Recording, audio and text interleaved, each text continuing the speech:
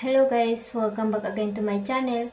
For today's video, ang i-share ko naman sa inyo ay tungkol sa kung paano lagyan ng auto caption or auto lyrics ang ating mga video. Sa pamamagitan po nito ay lalo mo pong na-attract or lalo mong nahihikayat yung mga manonood sa iyong mga content dahil nga po sa gagawin mong ito. Lalong-lalo na po sa Reels.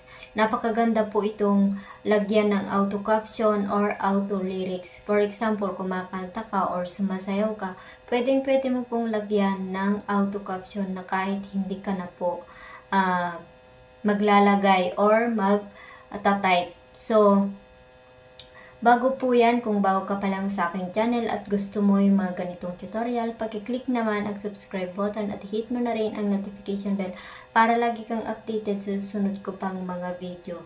So, kung gusto mong malaman kung paano maglagay ng auto caption or auto lyrics sa iyong content, panoorin mo ang video na to hanggang dulo dahil ang video ito ay tuturo ko step by step. So, mag-i-start na tayo at hindi na natin patatagalin. Let's go!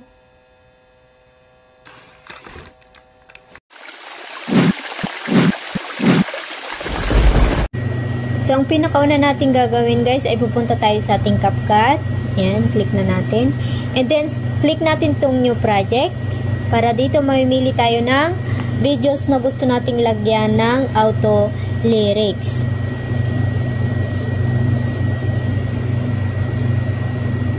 So, ito yung napili ko guys. So, i-add na natin.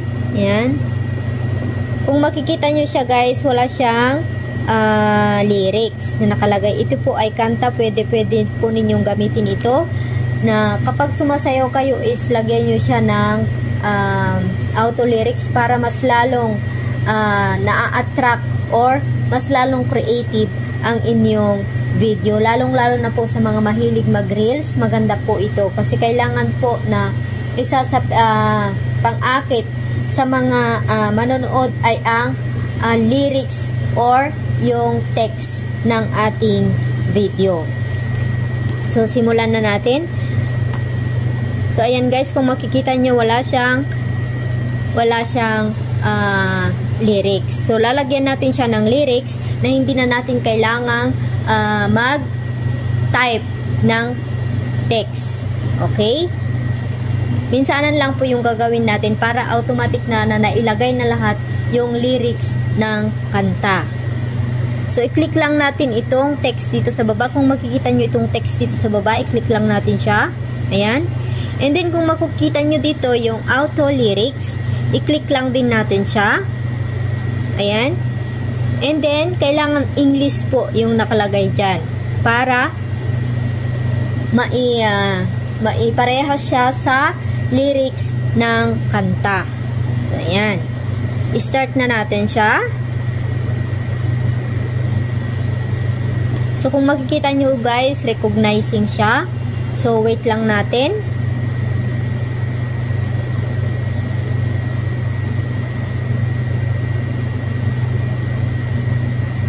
So, ayan.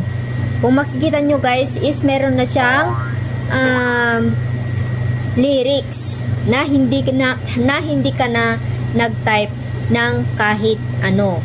So, ayan. Kung makikita nyo guys, papakita ko sa inyo. Hanggang sa matapos yung kanta is meron siyang lyrics na hindi mo kinailangang i-type yung mga nakalagay na lyrics. So, ayan. Kung gusto mo namang baguhin ang kulay ng iyong text or ng iyong lyrics ay pwedeng-pwede rin. Punta ka lang dito sa style. Ayan. And then, kung gusto mong baguhin yung hurma ng iyong text, is pwedeng-pwede lang din. Punta ka lang dito sa font. Ayan. Mamimili ka lang dito kung ano yung gusto mong ilagay. Kung gusto mong style ng text sa iyong video. So, for example, ayan. For example, iyan yung gusto mo. Yan yung mag-a-appear dito sa video mo. Kung nakapili ka na ng font na gusto mo, is i-click mo lang itong check dito sa gilid. So, ayan. Kung gusto mo naman ng style, is mamimili ka lang din dito ng kahit anong gusto mo. Ayan. And then, effects. Kung ano yung kulay ng gusto mo. For example, yan ang gusto mo. Yan po yung mag-a-appear sa iyong screen. Kung makikita nyo guys na bago na yung font niya, na bago na rin yung kulay niya. So, kung gusto mo siyang tumingkad or kung gusto mo siyang i-move pataas or pababa, okay lang din po. So, ayan. Kung gusto mong ipataas, pababa, pwede lang din. So, yung font ko is hindi maganda kasi maliliit. Hindi masyadong makita. Mas okay talaga kapag clear yung iyong font. Kung makikita nyo siya guys, is naka-auto lyrics na siya. Kung pagkatapos na ninyong makompleto lahat yan, is ipindot lang ninyo itong arrow dito sa taas, and then after that, nandyan na yan sa inyong gallery. So maraming salamat po sa inyong panonood. Hanggang sa muli, please like and share.